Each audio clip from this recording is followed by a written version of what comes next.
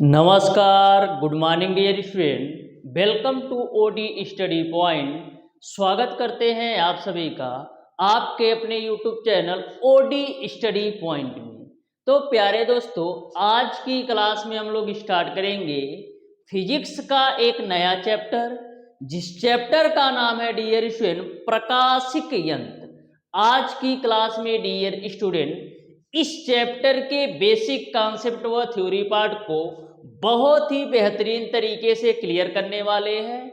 और dear student, प्रकाशिक यंत्र एक ऐसा चैप्टर है जिससे आपके पॉलिटेक्निक अथवा आईईआरटी एंट्रेंस एग्जाम में 2 से 3 क्वेश्चन प्रत्येक वर्ष पूछे जाते हैं। और जितने भी क्वेश्चन पूछे जाते हैं, टोटल क्वेश्चन थ्योरी और कॉन्सेप्ट के बेस होते हैं। यदि आपको इस चैप्टर का थ्योरी और कॉन्सेप्ट अच्छी तरीके से पता होगा तो 2 से 3 क्वेश्चन आप बहुत ही बेहतरीन तरीके से कर पाओगे। तो क्लास स्टार्ट करने से पहले डियर स्टूडेंट, हमारी आपसे रिक्वेस्ट है कि यदि आपने अभी तक हमारे चैनल ओडी स्टडी पॉइंट को सब्सक्राइब नहीं किया है तो सब्सक्राइब जरूर कर लेना और बेल आइकन को भी प्रेस कर लीजिएगा, जिससे हमारी अपकमिंग आने वाली वीडियो का नोटिफिकेशन आपको मिलता रहे। तो डियर स्टूडेंट, आपके मोटिवेशन के पर्पज से मैं आपको कुछ रिजल्ट दिखाना चाहता हूं। मैं आपको ऐसा रिजल्ट दिखाऊंगा जिसमें डियर स्टूडेंट एक ही स्टूडेंट का आईईआरटी के साथ साथ पॉलिटेक्निक में भी बेस्ट से बेस्ट रैंक गेन किया है। तो बहुत ही बेहतरीन तरीके से हम सारी चीजों को कवर करेंगे। सबसे पहले मैं आपको कुछ झलकियां दिखा देता हूं जिसके लिए आप डेली बेसिस पर तैयारी करते हो। तो यहां से आप देख सकते हो डियर स्टूडेंट, हमारा एक स्टूडेंट था, ये आपका 2023 का रिजल्ट है। ये मैं पहले क्लियर कर दूं। देखो, मैं भी रैंक 1 रैंक 2 दिखा सकता हूं, लेकिन मैं इसलिए नहीं दिखाता कि आपका टाइम वेस्ट होगा। मैं भी आपको डेली बेसिस पर रिजल्ट के बारे में बता सकता हूं कि मेरा रैंक 1 था, रैंक 2 था, रैंक 5 था, लेकिन आपके टाइम को ध्यान में रखते हुए कि आपका टाइम वेस्ट ना हो, इसलिए ये सारी चीजें मैं आपको डेली बेसिस पर नहीं प्रोवाइड करता हूं, जिससे आपका टाइम वेस्ट ना हो। तो डियर स्टूडेंट, मैं आपको पहले ही क्रिस्टल क्लियर कर दूं कि मैं आप लोगों को कुछ रिजल्ट दिखाने वाला हूं जो कि आपको हर एक टाइप का रिजल्ट देखने को मिलेगा। ऐसा नहीं है कि मैं रैंक 1 का दिखाऊंगा, रैंक 50 का नहीं और रैंक 200 का नहीं, क्योंकि डियर स्टूडेंट हर टाइप के स्टूडेंट होते हैं। तो मैं आपको हर टाइप के स्टूडेंट का रिजल्ट बहुत ही बेहतरीन तरीके से दिखाने वाला हूं। आप ध्यान से देखिएगा, जिससे आपका मोटिवेशन लेवल बढ़े। तो यहाँ पर हम बात करते हैं डियर स्टूडेंट विवेक यादव। यहाँ पर भी आप देख सकते हो विवेक यादव, दोनों का फोटो अलग है। ये आपका चश्मा लगाया हुआ है और यहाँ पर आपका चश्मा नहीं लगा है। तो यहाँ पर डियर स्टूडेंट विवेक यादव का जो जनरल रैंक है आईईआरटी में 2 और जो ओबीसी रैंक है ये भी आपका 2 है। यहाँ पर देखो, मैंने रोल नंबर भी लिख रखा है और डेट ऑफ बर्थ भी दिख रखा है। तो यहाँ से आप समझ सकते हो डियर स्टूडेंट कि जो विवेक यादव है, इसको आईईआरटी कॉलेज में किसी भी ब्रांच से, किसी भी जिस ब्रांच से चाहेगा उस ब्रांच से एडमिशन ले सकता है। वैसे इलेक्ट्रिकल से लिया है। अब डियर स्टूडेंट विवेक यादव का देखो यूपी पॉलिटेक्निक एंट्रेंस एग्जाम में भी सिलेक्शन हुआ है, जहां पर इन्होंने 400 में टोटल 307 नंबर गेन किया है। और रैंक की बात करें तो टोटल आपका 2797 रैंक है। यानी कि दोनों दरवाजे इनके लिए खुले थे, चाहे यूपी के किसी भी पॉलिटेक्निक कॉलेज में किसी भी ब्रांच से एडमिशन ले ले, या तो आईईआरटी कॉलेज में किसी भी ब्रांच से एडमिशन ले ले। तो इसी तरीके से आपको भी तैयारी करना है कि हम जिस ब्रांच से, जिस कॉलेज में एडमिशन लेना चाहें, सोचना ना पड़े कि हमको मिलेगा या नहीं। आपको बहुत ही बेहतरीन तरीके से शिद्दत के साथ तैयारी करना पड़ेगा, जिससे आपको सारी चीजें बिल्कुल बेहतरीन तरीके से अवेलेबल हो जाए, सोचना ना पड़े। अब आगे आ जाओ। नेक्स्ट मैं आपको रिजल्ट दिखाता हूं डियर स्टूडेंट, यहां पर आप ध्यान से देखिएगा। तो यहां पर जो सबसे पहला रिजल्ट है ये आपका अंकित मिश्रा का है। जिनका जो जनरल रैंक है वो आपका 378 है और ओबीसी रैंक है आपका 48 है IERT में। तो डियर स्टूडेंट, मैं आपको बता दूं, यदि आपका जनरल रैंक 378 है, हमेशा ध्यान में रखिएगा आपकी जो काउंसलिंग होती है ना, हमेशा ओपन रैंक से होती है। तो IERT कॉलेज में 378 रैंक पर ना डियर स्टूडेंट, आपको इलेक्ट्रिकल तो नहीं मिलेगा, रेयर चांस है कि मिल सकता है, इलेक्ट्रिकल नहीं मिलेगा, लेकिन इलेक्ट्रिकल के अलावा सिविल में कोई ब्रांच या आपका मैकेनिकल में कोई ब्रांच 100% मिल जाएगा, इस बात की गारंटी है। वहीं पर हम बात करते हैं डियर स्टूडेंट, नेक्स्ट जो हमारा स्टूडेंट है ये आपका अजय पाल करके है, यहाँ पर इनका जो नाम है थोड़ा सा छिप गया है, जिसकी जनरल रैंक थी 608 और जो EWS रैंक थी ये आपका 426 था। तो कैटेगरी रैंक की वजह से, कैटेगरी रैंक इनकी क्या है, EWS की वजह से इनको सिविल या मैकेनिकल में कोई भी ब्रांच मिल जाता है। होता क्या है, जो आपका IERT अथवा पॉलिटेक्निक की सीटें होती है ना, कैटेगरी वाइज डिवाइड रहती है, यानी कि EWS के लिए इतनी सीटें हैं, SC के लिए इतनी सीटें हैं और OBC स्टूडेंट के लिए इतनी सीटें हैं और फिजिकल हैंडीकेप्ड के लिए इतनी सीटें हैं। तो सबकी सीटें आपका कैटेगराइज होती है। तो EWS रैंक की वजह से इनको सिविल या मैकेनिकल में कोई भी ब्रांच मिल सकता है IERT कॉलेज में। नेक्स्ट हम बात करते हैं डियर स्टूडेंट, यहाँ पर देखो सेम स्टूडेंट का पॉलिटेक्निक के साथ साथ IERT कॉलेज में एडमिशन हुआ है। देखो ये आपके हैं ज्वाला प्रसाद, तो ज्वाला प्रसाद का जो IERT में जनरल रैंक था 420 था और OBC रैंक की बात करें तो इनका रैंक जो था वो आपका 303 था। वहीं पर पॉलिटेक्निक में इनका जो टोटल नंबर था वो आपका 336 था और ओपन रैंक की जो बात करें वो आपका 360 था। तो अब आप देख लो कि 360 रैंक, वो भी यूपी पॉलिटेक्निक में, किसी भी ब्रांच से किसी भी कॉलेज में एडमिशन ले सकता है, चाहे आपका कितना से कितना बेस्ट ब्रांच हो। और बात करें IERT में तो इनका जो OBC रैंक था 303 और जो जनरल रैंक था 420, तो 420 रैंक पर और OBC रैंक 303 पर इनको पॉलिटेक्निक में IERT में चाहे मैकेनिकल प्रोडक्शन भी मिल सकता है, मैकेनिकल ऑटोमोबाइल भी मिल सकता है, पावर प्लांट इंजीनियरिंग भी मिल सकता है, रेफ्रिजरेशन एंड एयर कंडीशनिंग भी मिल सकता है, यानी कि मैकेनिकल और सिविल के मैक्सिमम ब्रांच इनको मिल सकते हैं। नेक्स्ट हम आगे आ जाते हैं, 2-3 और रिजल्ट दिखाऊंगा, फिर हम क्लास को स्टार्ट करेंगे क्योंकि समय आपका बहुत ही कीमती है। तो यहाँ पर हम बात करते हैं, नेक्स्ट हमारे डियर स्टूडेंट है ये आपका है, इनका जो नंबर था 260 यूपी पॉलिटेक्निक में, रैंक की बात करें तो 8657 था। तो 8657 रैंक पर यूपी के टॉप 10 पॉलिटेक्निक कॉलेज में, किसी भी टॉप 10 पॉलिटेक्निक कॉलेज में किसी भी ब्रांच से एडमिशन ले सकते हैं। तो इस बात की गारंटी है, हमेशा ध्यान में रखिएगा। यदि आपका रैंक डियर स्टूडेंट अंडर 5000 है, यानी कि 5000 के अंदर यदि आपका रैंक है ना, तो यूपी के टॉप 5 पॉलिटेक्निक कॉलेज में आपका एडमिशन हो जाएगा किसी भी ब्रांच से। यदि आपका अंडर 10,000 है, यानी कि 10,000 के अंदर रैंक है, तो आपका यूपी के टॉप 10 पॉलिटेक्निक कॉलेज में एडमिशन हो जाएगा। वहीं पर नेक्स्ट हम बात करते हैं अजित कुमार सोनी। अजित कुमार सोनी का जो टोटल नंबर था 328 और रैंक की बात करें तो 1209।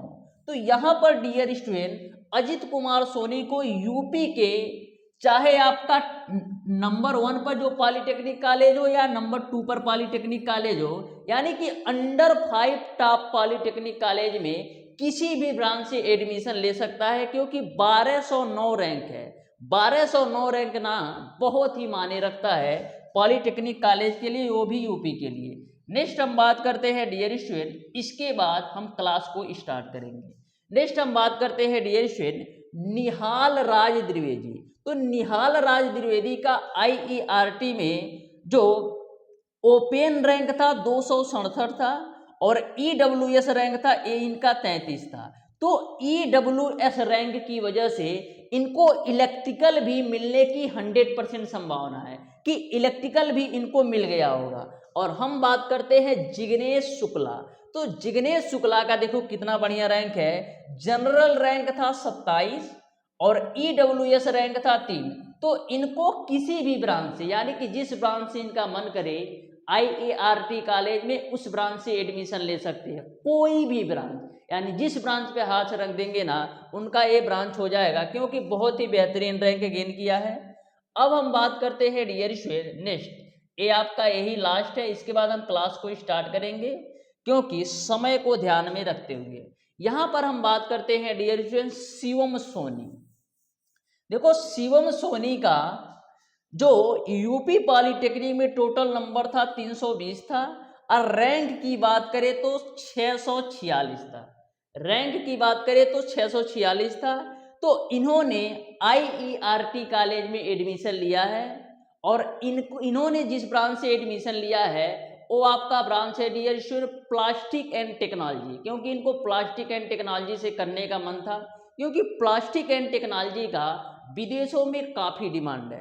नेक्स्ट हम बात करते हैं dear student Shreyal Agrahari. Shreyal Agrahari dear student mechanical production branch से एडमिशन लिया है, जो इस समय सेकेंड ईयर में है। हमारी अक्सर बातें होती रहती है।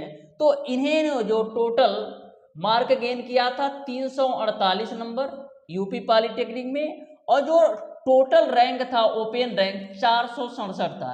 लेकिन इन्होंने IERT कॉलेज में एडमिशन लिया है मैकेनिकल प्रोडक्शन ब्रांच से। तो इस तरीके से आप ये भी देख सकते हो कि श्रेयल अग्रहरी का भी पॉलिटेक्निक के साथ साथ IERT कॉलेज में एडमिशन हुआ है, और बहुत ही बेहतरीन तरीके से। मैं आपको रियलिटी बता दूं कि मैं आपके सामने रिजल्ट को लाता नहीं हूँ। लाता इसलिए नहीं हूँ क्योंकि हमारा जो मैक्सिमम फोकस होता है ना, वो आपका कंटेंट और कॉन्सेप्ट पर होता है कि किस तरीके से मैं आप तक बेहतर से बेहतर कंटेंट और कॉन्सेप्ट आप तक प्रोवाइड कर सकूं, इस पे ज़्यादा ध्यान रहता है। इसलिए मैं आपको डेली बेसिस पर रिजल्ट को शो अप नहीं करता हूं कि डेली बेसिस पर आपको रिजल्ट के बारे में दिखाया जाए, रैंक 1 है, रैंक 2 है। तो ये सारी चीज़ें, जैसा कि आपने देखा भी होगा कि अभी हाल ही में बिहार पॉलिटेक्निक का एक स्टूडेंट था जिसका शायद रैंक 1 या रैंक 2 था। उसी रैंक 1 और रैंक 2 वाले को 2 से 3 कोचिंग वाले दिखा रहे हैं। अब सोचो,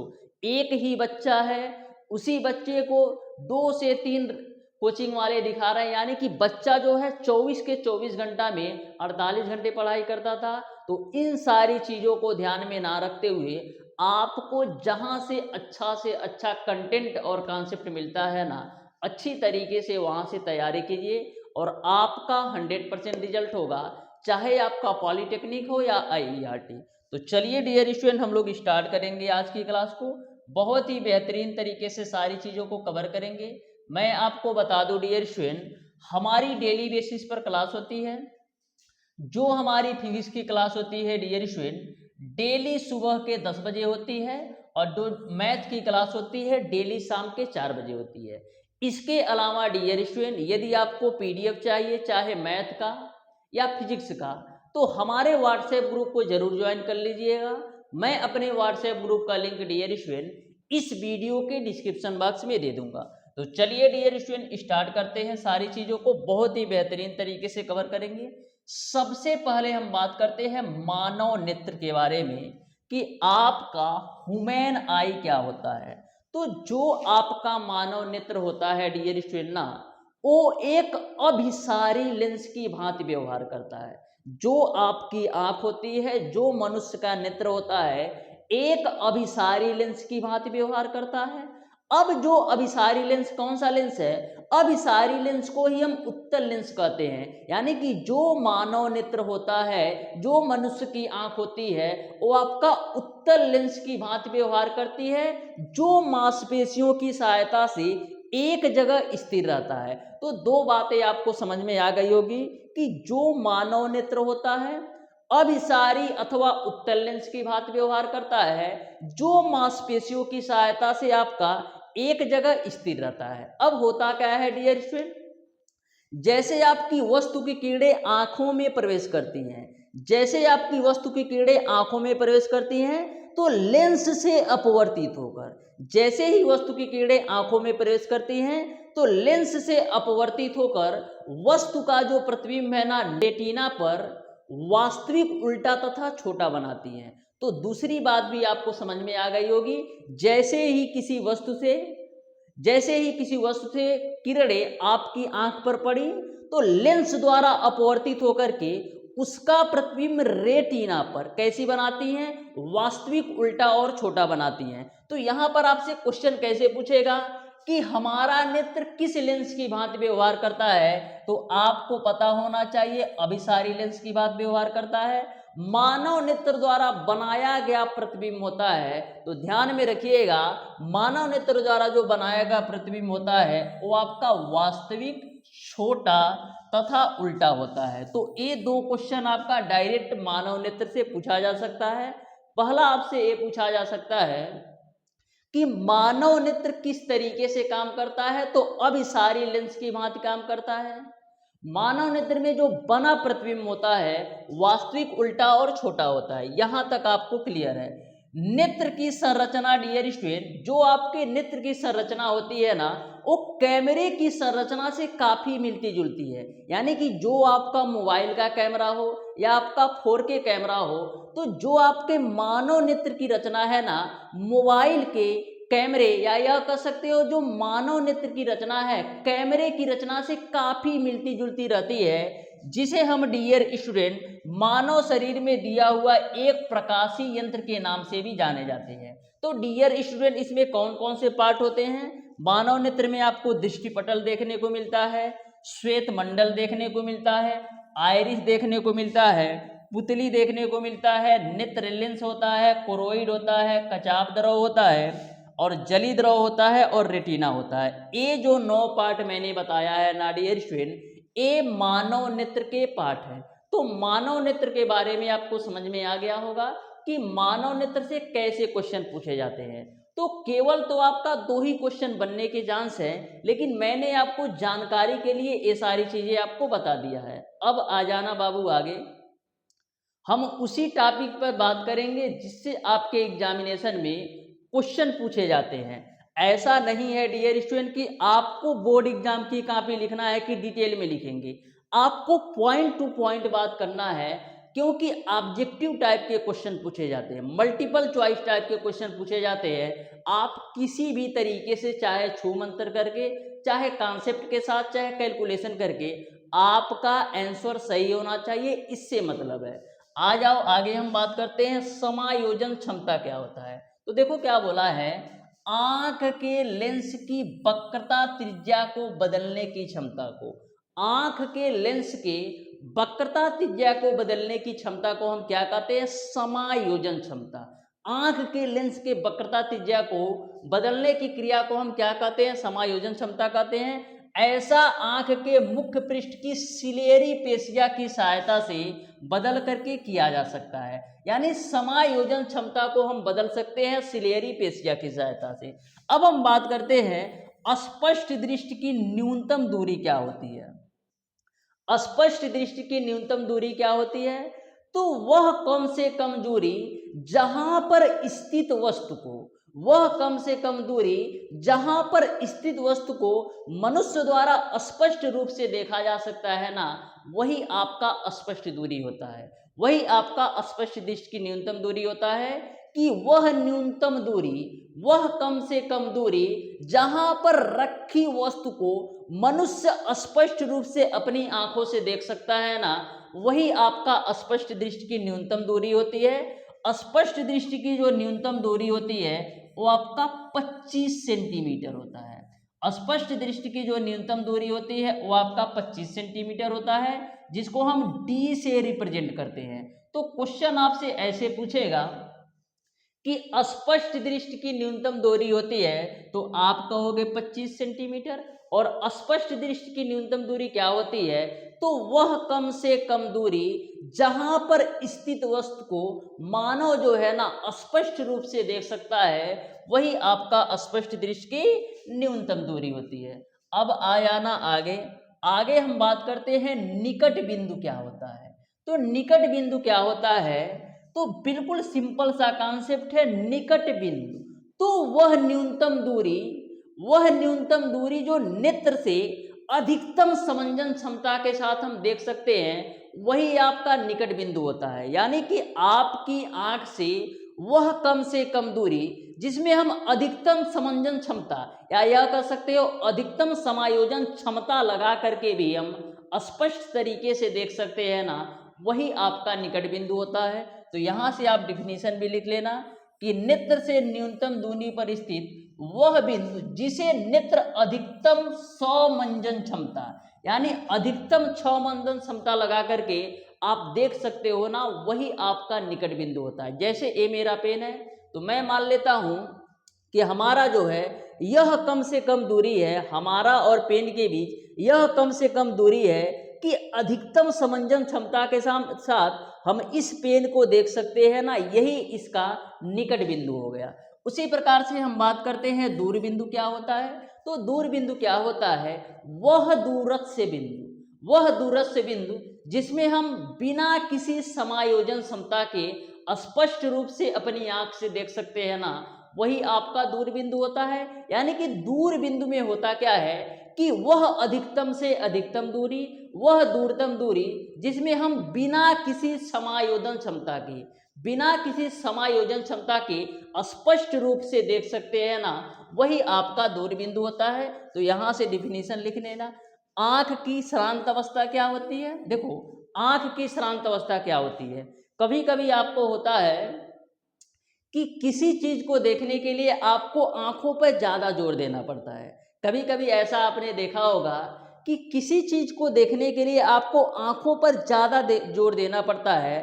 तो जब आप आंखों को ज्यादा जोर दे करके किसी वस्तु को देखते हैं ना, तो वैसे कंडीशन में जो आपकी आंख की मांसपेशियां हैं ना, वो थोड़ी सी टाइट हो जाती हैं। जैसे अंधकार में मान लो कोई वस्तु रखी है, तो उसको देखने के लिए आप क्या करते हो? आंखों पे ज्यादा फोर्स डालते हो। तो जब आंखों पे ज्यादा फोर्स डालते हो ना, तो जो आसपास की आंख की मांसपेशियां हैं ना, थोड़ी सी टाइट हो जाती हैं। लेकिन आपका आंख की श्रांत अवस्था में क्या होता है?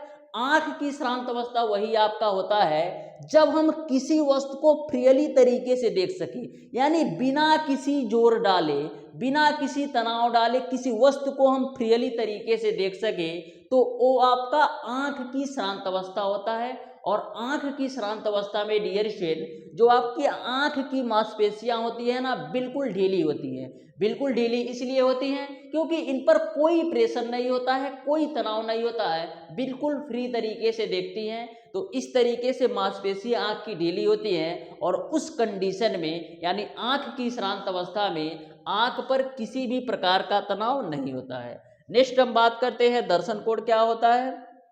तो वस्तु का आभासी आकार जो होता है ना, वो दर्शन कोण के समानुपाती होता है। बस आपको नॉलेज के पॉइंट ऑफ व्यू से इन सारी चीजों को ध्यान में रखना है। आ जाओ, नेक्स्ट हम बात करते हैं निकट दृष्टि दोष। सबसे महत्वपूर्ण टॉपिक है, इससे डायरेक्ट क्वेश्चन पूछा जाता है। निकट दृष्टि दोष होता क्या है? तो देखो, निकट दृष्टि दोष होता क्या है? निकट दृष्टि दोष में होता क्या है, हम निकट की वस्तुओं को तो स्पष्ट रूप से देख सकते हैं, लेकिन दूर की वस्तुओं को स्पष्ट रूप से नहीं देख सकते हैं। यानी कि निकट दृष्टि दोष वाले व्यक्ति को नजदीक की वस्तुएं तो स्पष्ट रूप से दिखाई देती हैं, लेकिन दूर की वस्तुएं स्पष्ट रूप से नहीं दिखाई देती हैं। अब दूर की वस्तुएं स्पष्ट रूप से इसलिए नहीं दिखाई देती हैं क्योंकि इनका जो दूर बिंदु होता है ना, अनंत ना होकर के उससे थोड़ा सा कम हो जाता है। दूर की वस्तुएं इसलिए नहीं दिखाई देती हैं क्योंकि इनका जो दूर बिंदु होता है ना, अनंत ना होकर के बल्कि उससे थोड़ा सा कम होता है, इसीलिए आपकी दूर की वस्तुएं नहीं दिखाई देती हैं और नजदीक की वस्तुएं दिखाई देती हैं निकट दृष्टि दोष में। अब आपके दिमाग में यह क्वेश्चन बन रहा होगा कि निकट दृष्टि दोष के निवारण के लिए हम किस लेंस का उपयोग करते हैं। तो निकट दृष्टि दोष के निवारण के लिए डियर स्टूडेंट हम अवतल लेंस का प्रयोग करते हैं। किसका? अवतल लेंस का प्रयोग करते हैं निकट दृष्टि दोष से। तो निकट दृष्टि दोष में आपसे 2-3 क्वेश्चन बन सकता है। पहला क्वेश्चन ये पूछा जा सकता है, निकट दृष्टि दोष में 4 ऑप्शन दे देगा। निकट की वस्तुएं दिखाई देती हैं पर दूर की नहीं। ऑप्शन बी दे देगा दूर की वस्तुएं दिखाई देती है पर निकट का नहीं। ऑप्शन नंबर सी दे देगा निकट व दूर दोनों की वस्तुएं दिखाई देती हैं। और ऑप्शन नंबर डी आपको दे देगा ए सभी। तो आपको पता होना चाहिए कि निकट दृष्टि दोष में निकट की वस्तुएं दिखाई देती हैं पर दूर की नहीं। और निकट दृष्टि दोष में होता क्या है, जो आपका दूर बिंदु होता है अनंत पर नहीं होता है बल्कि उससे थोड़ा सा कम होता है। और निकट दृष्टि दोष के निवारण के लिए हम किसका उपयोग करते हैं, अवतल लेंस का। तो निकट दृष्टि दोष आपको अच्छी तरीके से समझ में आ गया होगा। आ जाओ हम बात करते हैं डियर स्टूडेंट की दूर दृष्टि दोष क्या होता है। यहाँ पर हम बात करते हैं दूर दृष्टि दोष क्या होता है। तो डियर स्टूडेंट आप ध्यान से समझना दूर दृष्टि दोष क्या होता है। तो जस्ट उल्टा होता है दूर दृष्टि दोष। दूर दृष्टि दोष यानी दूर दृष्टि दोष में दूर की वस्तुएं तो दिखाई देती हैं लेकिन नजदीक की वस्तुएं नहीं दिखाई देती हैं। दूर दृष्टि दोष में दूर की वस्तुएं दिखाई देती हैं लेकिन नजदीक की वस्तुएं नहीं दिखाई देती हैं। और दूर दृष्टि दोष के कंडीशन में जो आपका निकट बिंदु होता है ना वो 25 सेंटीमीटर से अधिक होता है। सबसे बड़ी बात यह है कि दूर दृष्टि दोष में जो आपका निकट बिंदु होता है ना वो 25 सेंटीमीटर से अधिक दूर होता है। और दूर दृष्टि दोष को दूर करने के लिए हम किसका उपयोग करते हैं, दूर दृष्टि दोष को हम दूर करने के लिए उत्तल लेंस का उपयोग करते हैं। तो यहाँ से भी आप सारे पॉइंट ध्यान में रखिएगा कि दूर दृष्टि दोष में हम दूर की वस्तुओं को स्पष्ट तरीके से देख सकते हैं लेकिन निकट की नहीं। दूर दृष्टि दोष में जो आपका निकट बिंदु होता है ना 25 सेंटीमीटर से अधिक होता है। और दूर दृष्टि दोष के निवारण के लिए हम किसका उपयोग करते हैं, उत्तल लेंस का उपयोग करते हैं। तो यहाँ तक आपका अच्छी तरीके से समझ में आ गया होगा। ठीक है, अब हम बात करते हैं डियर स्टूडेंट जरा दृष्टि दोष, सबसे महत्वपूर्ण टॉपिक। तो देखो जो जरा दृष्टि दोष होता है ना वो मैक्सिमम आपका बूढ़े लोगों के अंदर देखा जाता है। यानी कि जो आपका जरा दृष्टि दोष होता है ना ये आपका जिसकी उम्र 60 साल से ऊपर हो जाती है उन लोगों में इस प्रकार का दोष पाया जाता है। जरा दृष्टि दोष होता क्या है, तो जरा दृष्टि दोष में डियर स्टूडेंट ना तो नजदीक की वस्तुएं दिखाई देती हैं ना तो दूर की वस्तुएं दिखाई देती हैं। जरा दृष्टि दोष में ना तो नजदीक की वस्तुएं दिखाई देती हैं ना तो दूर की वस्तुएं दिखाई देती हैं। और जरा दृष्टि दोष जो होता है ना वो आपका बुढ़ापे के समय इसलिए आता है क्योंकि बुढ़ापे के समय डियर स्टूडेंट जो आंख की स्वमंजन क्षमता है ना वो पूरी तरह से खत्म हो जाती है। तो कैसे इसको दूर करते हैं, जरा दृष्टि दोष को दूर करने का उपाय क्या है, तो जरा दृष्टि दोष को दूर करने के लिए हम लोग क्या द्विफोकसी लेंस का उपयोग करते हैं। अब द्विफोकसी का लेंस का उपयोग क्यों करते हैं, द्विफोकसी लेंस का उपयोग इसलिए करते हैं क्योंकि जरा दृष्टि दोष में ना तो नजदीक की वस्तुएं दिखाई देती हैं और ना तो दूर की वस्तुएं दिखाई देती हैं। इसीलिए हम द्विफोकसी लेंस का उपयोग करते हैं। द्विफोकसी लेंस का मतलब यह है, द्विफोकसी लेंस का मतलब यह है डियर स्टूडेंट कि इस लेंस में आपको उत्तल और अवतल दोनों देखने को मिलेगा। यानी कि द्विफोकसी लेंस का मतलब यह है कि इसमें आपको दोनों लेंस देखने को मिलेगा, उत्तल लेंस भी लगा होगा और अवतल लेंस भी लगा होगा। आपके घर में यदि आपका कोई चश्मा लगाता होगा जिसकी उम्र मतलब ये मान के चलो 60 के ऊपर होगी तो आप ध्यान से देखिएगा ना तो जो उनका चश्मा होता है ना उसके नीचे वाले पार्ट में इस तरीके से लाइनिंग बनी होती है, नीचे वाले पार्ट में इस तरीके से लाइनिंग बनी होती है। आपको लगेगा कि अलग से कोई चीज चिपकाई गई है। तो उसमें क्या होता है, उसमें आपको दोनों प्रकार के लेंस यूज हुए रहते हैं। यानी अवतल लेंस भी होता है उत्तल लेंस भी होता है। अवतल लेंस इसलिए करते हैं जिससे हम दूर की वस्तु, अवतल लेंस इसलिए यूज करते हैं जिससे हम निकट की वस्तुएं देख सके। और उत्तल लेंस का उपयोग इसलिए होता है क्योंकि हम दूर की वस्तुओं को भी देख सके। तो इस तरीके से द्विफोकसी लेंस क्या होता है, जिसमें आपका उत्तल और अवतल दोनों प्रकार के लेंस का उपयोग होता है। अवतल लेंस का उपयोग हम निकट की वस्तुएं देखने के लिए करते हैं और उत्तल लेंस का उपयोग हम दूर की वस्तुएं देखने के लिए उपयोग करते हैं। तो जरा दृष्टि दोष आपको समझ में आ गया होगा कि जरा दृष्टि दोष में ना तो हमको नजदीक की वस्तुएं दिखाई देती हैं ना तो दूर की वस्तुएं दिखाई देती हैं। जरा दृष्टि दोष जो होता है बुढ़ापे के समय अक्सर देखा जाता है क्योंकि बुढ़ापे में जो होता है ना आंख की जो समंजन क्षमता है पूरी तरह से खत्म हो जाती है। और इस दोष के निवारण के लिए हम लोग द्विफोकसी लेंस का उपयोग करते हैं। द्विफोकसी लेंस का मतलब ये है कि उसमें आपको दोनों प्रकार के लेंस देखने को मिलेंगे, यानी उत्तल भी देखने को मिलेगा, अवतल भी देखने को मिलेगा। उत्तल लेंस का उपयोग हम लोग दूर की वस्तुओं देखने के लिए करते हैं और अवतल का उपयोग हम लोग नजदीक की वस्तुओं देखने के लिए करते हैं। अब हम बात करते हैं अंध बिंदु क्या होता है। तो ध्यान से देखिएगा, जिस स्थान पर प्रकाश तंत्रिका रेटिना को छेद कर मस्तिष्क में जाती है, जिस स्थान पर जो आपकी प्रकाश तंत्रिका है रेटिना को छेद कर मस्तिष्क पर जाती है ना, वहां पर प्रकाश का कोई प्रभाव नहीं पड़ता है। इस स्थान को हम अंध बिंदु कहते हैं। तो इसको भी आप जानकारी के पर्पज से ध्यान में रखिएगा कि जिस स्थान पर प्रकाश तंत्रिका रेटिना को छेद कर मस्तिष्क में जाती है वहां प्रकाश का कोई प्रभाव नहीं पड़ता, इस स्थान को हम अंध बिंदु कहते हैं। तो यहां तक आपको सारी बातें क्लियर समझ में आ गई होगी। अब आ जाते हैं वरांधता क्या होता है, जिसको आप इंग्लिश में बोलते हो कलर ब्लाइंडनेस। क्या बोलते हो? Colour blindness. तो जो आपका वरांधता होता है ना, जो आपका कलर ब्लाइंडनेस होता है ना, ये आपका अनुवांशिकी लक्षण होता है। अनुवांशिकी लक्षण का मतलब ये होता है कि ये आपका जन्मजात लक्षण होता है। वरांधता में होता क्या है, आदमी को स्पष्ट तो दिखाई देता है, आदमी को तो स्पष्ट दिखाई देता है, लेकिन कुछ कलरों की पहचान नहीं कर पाता है। और सबसे बड़ी कमी ये है ना कि वरांधता को किसी भी उपचार से ठीक नहीं कर सकते।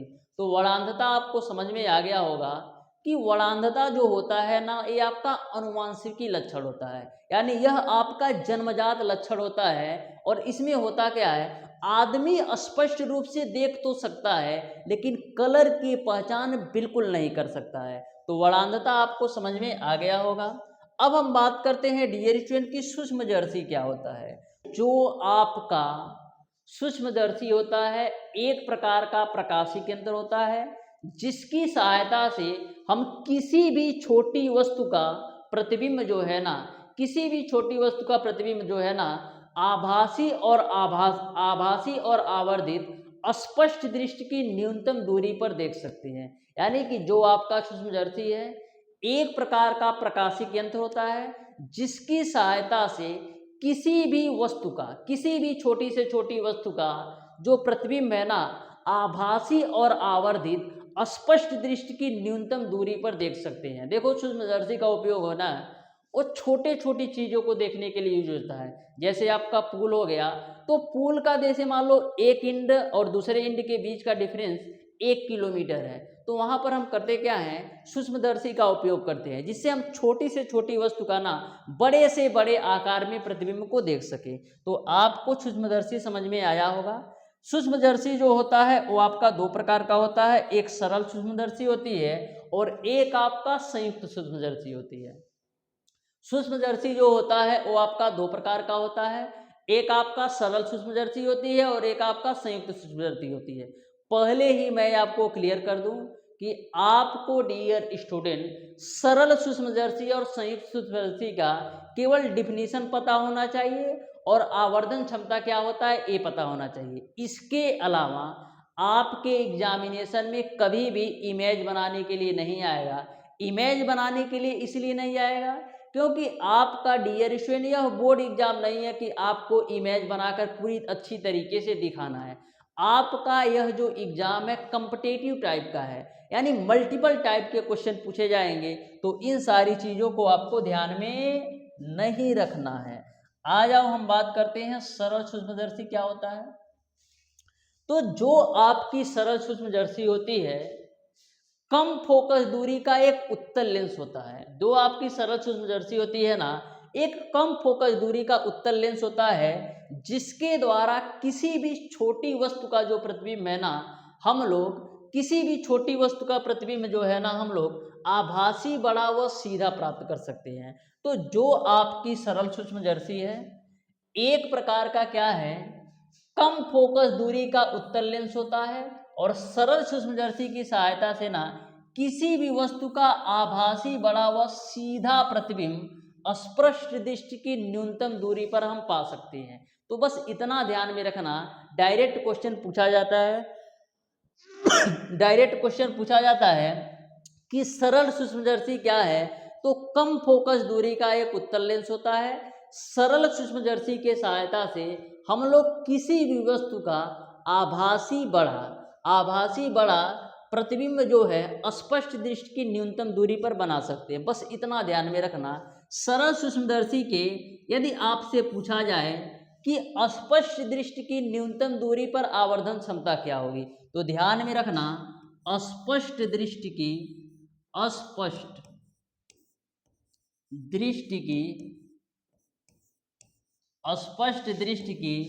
दूरी, स्पष्ट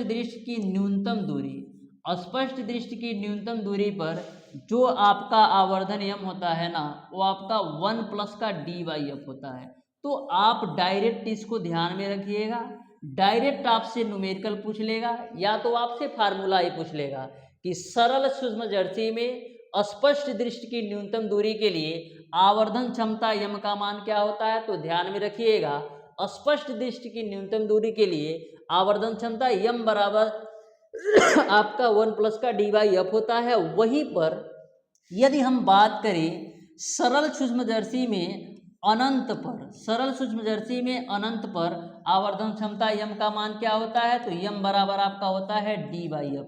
तो दोनों बातें आपको अच्छी तरीके से पता होना चाहिए। यदि आपका स्पष्ट दृष्टि की न्यूनतम दूरी पर सरल सूक्ष्मदर्शी की आवर्धन क्षमता पूछे तो 1 प्लस का dy/f होता है, और यदि आपसे अनंत पर स्पष्ट दृष्टि की न्यूनतम दूरी पूछे तो यम बराबर आपका होता है dy/f। तो आपको सरल सूक्ष्मदर्शी में बस इतनी ही बातें ध्यान में रखनी है। मैक्सिमम केस में आपसे न्यूमेरिकल ही पूछा जाएगा या तो फार्मूला। अब हम बात करते हैं संयुक्त सूक्ष्मदर्शी क्या होती है। तो देखो, संयुक्त सूक्ष्मदर्शी की सहायता से ना हम किसी भी वस्तु की छोटी से छोटी वस्तु का प्रतिबिंब जो है ना बड़े से बड़े आकार में प्राप्त कर सकते हैं। संयुक्त सूक्ष्मदर्शी की सहायता से किसी भी छोटी से छोटी वस्तु का प्रतिबिंब जो है ना बड़े से बड़े आकार में प्राप्त कर सकते हैं। और संयुक्त सूक्ष्मदर्शी की जो आवर्धन क्षमता होती है ना, वो आपका सरल सूक्ष्मदर्शी की तुलना में काफी ज्यादा होती है। तो इस बात को आप ध्यान में रखिएगा कि संयुक्त सूक्ष्मदर्शी में किसी भी छोटे से छोटे वस्तु का जो प्रतिबिंब है ना बड़े से बड़े आकार में प्राप्त कर सकते हैं। और जो संयुक्त सूक्ष्मदर्शी की आवर्धन क्षमता होती है सरल सूक्ष्मदर्शी की तुलना में काफी ज्यादा होती है। यहाँ पर हम बात करें आवर्धन क्षमता क्या होती है संयुक्त सूक्ष्मदर्शी की, तो m बराबर आपका होता है MO गुणे ME।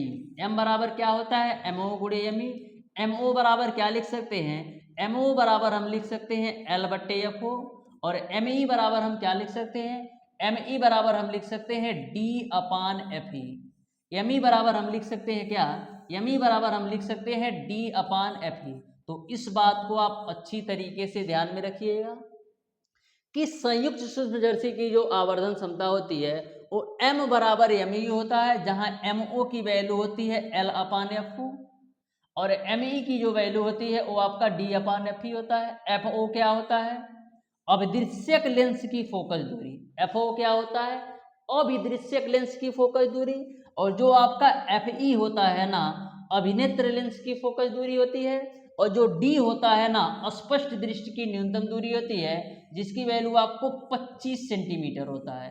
तो इस तरीके से आप ध्यान में रखिएगा, डायरेक्ट या तो फार्मूला पूछ लेगा या तो न्यूमेरिकल पूछ लेगा। तो ध्यान में रखना, संयुक्त सूक्ष्मदर्शी की आवर्धन क्षमता m बराबर आपका होता है MO इंटू ME, जिसको L/FO गुणे D/FE के रूप में भी लिख सकते हो। FO क्या होता है, अभिदृश्यक लेंस की फोकस दूरी। FE क्या होता है, अभिनेत्र लेंस की फोकस दूरी। D क्या होता है, स्पष्ट दृष्टि की न्यूनतम दूरी। तो ये सारी चीजें आपको अच्छी तरीके से पता होना चाहिए। नेक्स्ट हम बात करते हैं खगोलीय दूरदर्शी क्या होता है। तो देखो, खगोलीय दूरदर्शी में होता क्या है, यह आकाशीय पिंडों अथवा बहुत अधिक दूरी पर स्थित वस्तुओं को देखने के लिए प्रयोग किया जाता है। यानी खगोलीय दूरदर्शी का उपयोग हम लोग आकाशीय पिंडों को देखने के लिए उपयोग करते हैं। और इसमें होता क्या है, वस्तु की ओर वाले लेंस को हम अभिदृश्यक तथा दूसरी ओर वाले को हम नेत्रिका कहते हैं। तो यहाँ पर यदि हम आवर्धन नियम की बात करें, यहाँ पर यदि हम आवर्धन नियम की बात करें तो आपका होता है FO अपान FE, 1 प्लस का आपका होता है FE अपान D। तो सेम कॉन्सेप्ट यहाँ पर भी है कि जो आपका FO है, अभिदृश्यक लेंस की फोकस दूरी यदि लिखना है तो लिख भी लो। FO क्या होता है? अभिदृश्यक लेंस की फोकस दूरी। FE क्या होता है? अभिनेत्र लेंस की फोकस दूरी। और D क्या होता है? स्पष्ट दृष्टि की न्यूनतम दूरी होती है, जिसकी वैल्यू आपका 25 सेंटीमीटर होता है। तो आपको बिल्कुल घबराने की जरूरत नहीं है। मैं आपको जब न्यूमेरिकल सॉल्व करवाऊंगा ना, तो बहुत ही बेहतरीन तरीके से सारे कॉन्सेप्ट क्लियर करके चलूंगा कि आपको कहाँ पर अभिदृश्यक लेंस की फोकस दूरी रखना है और कहाँ पर अभिनेत्र लेंस की फोकस दूरी रखना है, कौन सी वैल्यू L की होती है, कौन सी वैल्यू D की होती है। सारी चीज़ों को बिल्कुल कॉन्सेप्ट के साथ लेकर चलेंगे। अभी के लिए बस इतना आप जानिए, क्योंकि आपके एग्जामिनेशन के पॉइंट ऑफ व्यू से कभी कभी फार्मूला भी पूछ लेता है और न्यूमेरिकल भी पूछ लेता है। तो बहुत ही बेहतरीन तरीके से सारी चीज़ों को कवर करेंगे। तो इस तरीके से डियर स्टूडेंट, जितने भी टॉपिक थे आपके प्रकाशिक यंत्र से रिलेटेड, टोटल टॉपिक को मैंने बिल्कुल बेहतरीन तरीके से कवर करने का प्रयास किया है और प्रत्येक टॉपिक को मैंने बिल्कुल शिद्दत के साथ आपको समझाने का प्रयास किया है। फिर भी यदि आपको लगता है ऐसा कि हमारा किसी भी टॉपिक में किसी भी प्रकार का डाउट और कन्फ्यूजन हो, तो आपको कमेंट बॉक्स में कमेंट करके ज़रूर पूछ लेना है। मैं आपके कमेंट का इंतज़ार करूँगा। तो प्यारे दोस्तों, आज की क्लास आपको कैसी लगी, अपनी राय कमेंट बॉक्स में जरूर दीजिएगा। मिलते हैं डियर स्टूडेंट नेक्स्ट क्लास में, तब तक के लिए